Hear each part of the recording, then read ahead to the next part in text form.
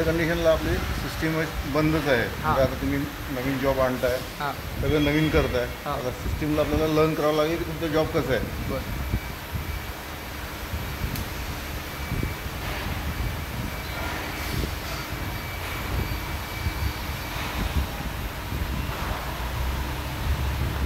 हे पॉज करायची आहे का?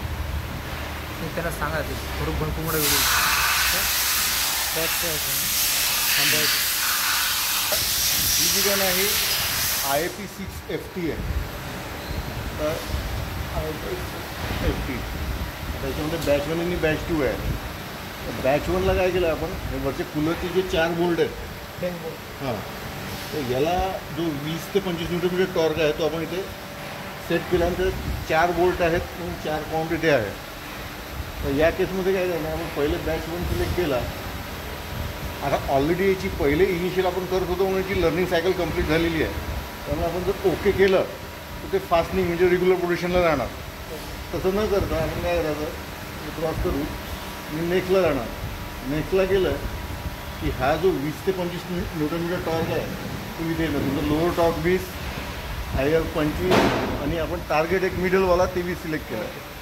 हे रिडिंग याच्यामध्ये आहे. याच्यामुळे नेक्स्ट केलं की हे फास्टनिंग सायकलला जातं, जे लर्निंग सायकल तुमची ऑन जॉब जे लर्न आपण सिस्टीमला शिकवत आहे. तेव्हा जॉब असा आहे, सगळे पॅरामीटर त्याच्यामध्ये रेकॉर्ड राहतील. ॲक्युरा पल्स म्हणून हा टॅब आहे, जेव्हा क्लिक केलं तर तुमची एअर इथे येणार. एक चेक करायचं. तुला लर्निंगला 4 वेळा टाईप करावं लागतं एक जॉब.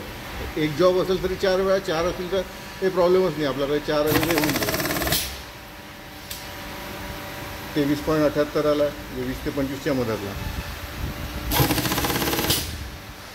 23.